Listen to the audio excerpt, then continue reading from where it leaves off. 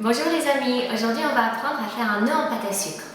Alors pour cela j'ai préparé une pâte régaliste sans ajout de rien du tout.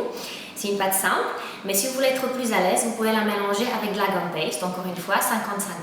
Ça vous donnera un fini plus fin et plus ressemblant à du tissu. Donc pour commencer, on va étaler la pâte. Alors très finement si vous pouvez. De cette façon, le nœud sera beaucoup plus délicat. Il ne faut pas que la pâte soit trop épaisse parce que sinon le nœud ne serait pas joli, ça ferait un peu mastoc, un peu brut on va dire. Donc on va essayer de l'étaler le plus finement possible. Pas autant, attention, pas autant que pour les fleurs. Mais on va essayer de se rapprocher quand même un petit peu du tissu. D'accord? Donc on n'oublie pas de mettre du sucre glace pour pas que ça accroche. Alors, on va tout d'abord découper un rectangle. Alors ce nœud, vous pouvez faire un nœud de plusieurs façons différentes. Je vais vous montrer, on va dire, la plus simple. C'est-à-dire que le nœud va être fait de 3 parties. Donc on va découper d'abord un grand rectangle. Enfin grand, façon de dire. Assez long cette fois-ci. Et on va le couper en deux. De cette façon-là, on va se retrouver avec 2 rectangles qui ressemblent un petit peu à des carrés en fait. C'est quand même, ça reste des rectangles, mais ils ne sont pas très très longs. Parce que s'ils sont trop longs, vos pans de nœud, il ne va pas tenir, il va s'affaisser. Donc regardez bien la forme qu'il faut. Il faut qu'ils soient identiques et de la même épaisseur évidemment. Si vous faites un gros nœud, vous pouvez les couper séparément, mais il faut vraiment qu'ils aient la même taille et la même épaisseur, encore une fois. Donc ensuite, on va prendre le rectangle et le côté le plus court, on va le froncer, on va le plier en accordéon de cette façon. Donc je plie une fois vers moi, une fois vers l'intérieur et je pince légèrement, il n'y a même pas besoin de mettre de l'eau ni de colle. Je fais la même chose de l'autre côté, donc on reste toujours du côté plus court du rectangle.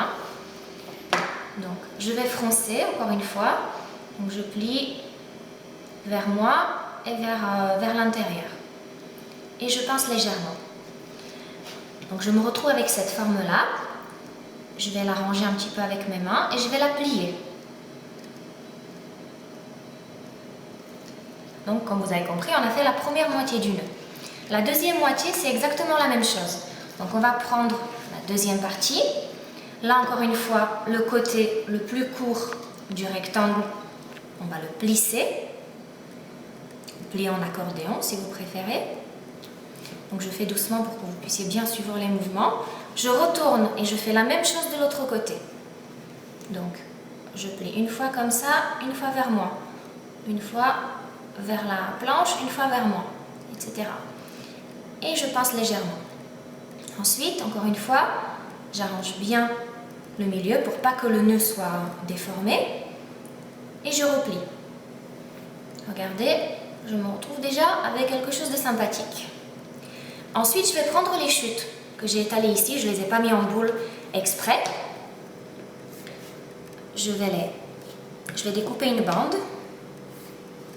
Alors, cette fois-ci, elle est bien plus fine que la bande du départ. Alors, vous avez compris, c'est celle qui va aller au milieu du nœud. Alors, j'ai oublié un ustensile, mais bon, je vais me débrouiller. Je vais poser ma bande sur ma palette, mais bon, le plus pratique, c'est de prendre un pinceau ou un crayon, un stylo. Vous posez cette bande sur le milieu de façon à avoir un petit creux, un petit mouvement. Comme ça.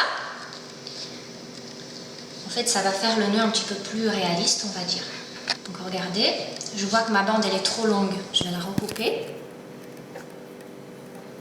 À ce moment-là, il vaut mieux mettre le nœud déjà sur votre gâteau, le coller, coller chaque partie séparément et mettre cette petite bande à la fin. Parce que si vous le collez avant, vous aurez du mal à transporter le nœud entier sur votre gâteau parce que comme il est fait en 3 parties, il risque de se défaire. Donc là, on va poser notre petite bande. Avec un pinceau sec ou un petit couteau, on va rabattre les pans légèrement en dessous. Comme ça, on aura vraiment l'impression que le nœud est entouré. Ensuite, on va prendre encore une fois les morceaux de chute, ou alors vous réétalez à pâte à nouveau si vous l'avez mis en boule. Et on va faire les deux petits pains, vous savez, qui sortent du nœud. Donc on va couper deux bandes, on va essayer de largeur identique. Que l'on va, d'un côté, au fait, on va enlever un triangle sur la partie basse. Voilà. Et la partie supérieure, donc on la recoupe droite.